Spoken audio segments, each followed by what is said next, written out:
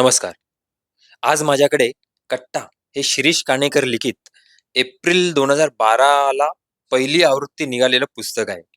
या पुस्तकाचं नावच कट्टा आहे. तर यामध्ये असे आहेत, की छोट्या-छोट्या गोष्टी आहेत. गोष्टी म्हणजे कट्ट्यावर जे कुठले विषय निघतात, त्या हिशोबाने छोट्या-छोट्या गोष्टी किंवा टॉपिक्स याविषयी बोललेले आहेत.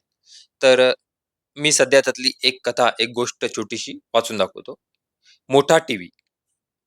परवा दसऱ्याच्या मुहूर्तावर मी माझा जुना टीव्ही काढला. जुना म्हणजे तसा नवीनच होता. 2 वर्षांपूर्वी घेतलेला भला मोठा. तो माझ्या घराला शोभत नव्हता. तो मलाही शोभत नव्हता. त्याची योग्यता मोठी होती. तो श्रीमंत व ऐसपैस घरात पडायला हवा होता. तिथं त्याचं चीज झालं असतं. कौतुक झालं असतं. मालकाला त्याचा अभिमान वाटला असता. मुख्य म्हणजे त्याला मालकाचा अभिमान वाटला असता. तो समसमा संयोग ठरला असता. बाहेर स्कोडा गाडी, दारात ग्रेट डेन कुत्रा व दिवाणखान्यात हा 32 इंच टीव्ही. माझ्या घरात तो ड्रायव्हर बरोबर पळून गेलेल्या व आता जिन्याखालच्या एका कोंदट खोलीत राहणाऱ्या गर्भ श्रीमंत माणसाच्या मुलीसमान भासत होता. मी पैसे मोजल्यामुळे त्याचा नाईलाज झाला असा. एकदा बाजारात विक्रीला आल्यावर तो आपसूक खरीददार निवडण्याचा अधिकार गमावून बसला होता. त्याच्या भाळी आता मी लिहिलो होतो. माझ्या घरी येणाऱ्यांना मात्र तो रांजणवाडीसारखा डोळ्यात खुपायचा. टीव्हीत दोष काढायला जागाच नव्हती. मग ते माझ्यात काढत. तिथं खूपच जागा होती. ते असे उद्गार काढत. टीव्हीच्या मानाने दिवाणखाना अगदीच लहान आहे. पडद्यावर बसून सिनेमा पाहिल्यासारखं वाटतं. एवढ्या जवळून टीव्ही बघणं डोळ्यांना वाईट म्हणतात. फर्निचरच्या दाटीत टीव्ही ठेवायलाही धड जागा नाही. त्यांना खरं म्हणायचं असायचं ते वेगळंच. ते न बोलताही मला ऐकू यायचं.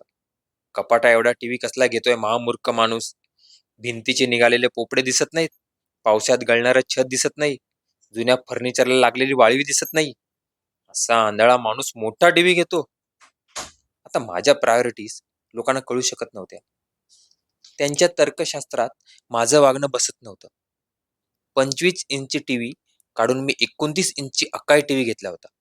तेव्हा त्याचे प्रयोजन त्यांना कळलं नव्हतं. आता 29 इंची टीव्ही काढून मी 32 इंची केनस्टारचा टीव्ही घेतला. तेव्हा ते चक्रावले. कुठे डोक्यावर घेऊन बसतोस का? एका मित्रानं छद्मीपणाने विचारलं देखील. मी कोणाजवळ बोललो नाही.